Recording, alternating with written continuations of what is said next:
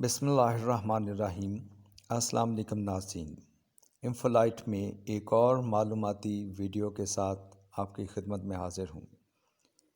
ناظرین، بیمار ہونے کے بعد علاج سے بہتر ہے کسی مرض کو حملہ کرنے سے پہلے ہی روک دیا جائے۔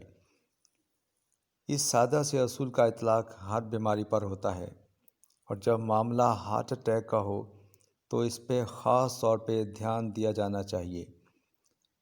کیا آپ جانتے ہیں کہ آپ کا جسم ہارٹ اٹیک سے ایک ماہ قبل بلکہ اس سے بھی پہلے آپ کو خبردار کرنا شروع کر دیتا ہے؟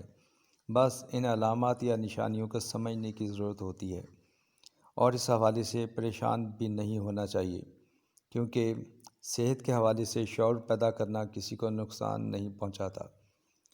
یہاں ہم ایسی علامات کے بارے میں جانیں گے جو دل میں خرابیوں کی جانب کئی ہفتے پہلے اشارہ کرنے لگتی ہیں۔ سر فہرست ان علامات میں جو ہے وہ ہے تھکاوٹ۔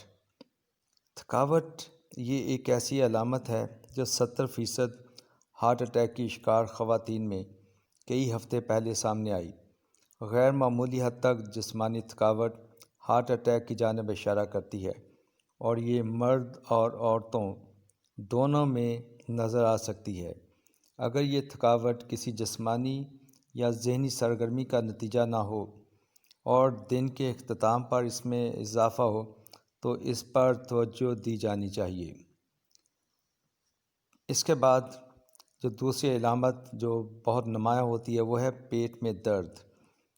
50% ہارٹ اٹیک کے جو واقعات ہوئے ہیں ان میں یہ علامت کچھ عرصے پہلے سامنے آئی۔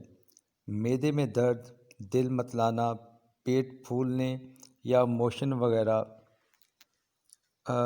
متعدد علامات ہیں۔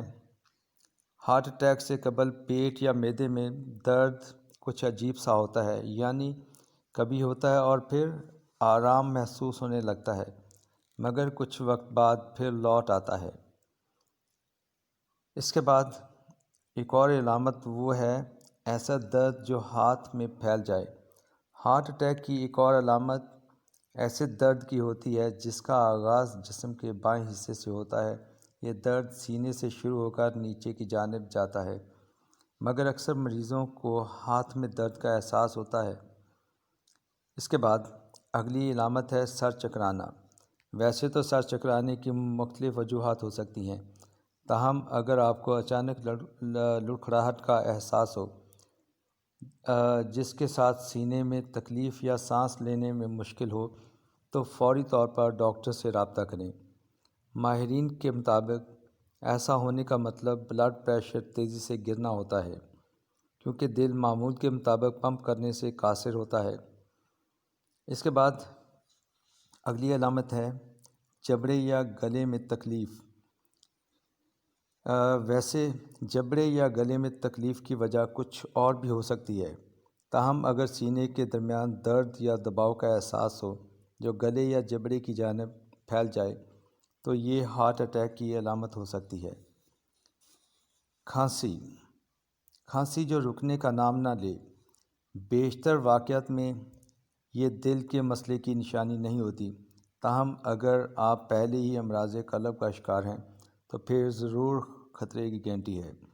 اگر آپ کی کھانسی بہت زیادہ دیر تک برقرار رہے جس سے سفید یا گلابی بلغم خارج ہو تو یہ ہارٹ فیلئر کی نشانی ہوتی ہے۔ ہاتھ، پیر اور ٹخنوں کی سوجن۔ یہ اس بات کی علامت ہوتی ہے کہ دل مؤثر طریقے سے خون کو پمپ نہیں کر پا رہا۔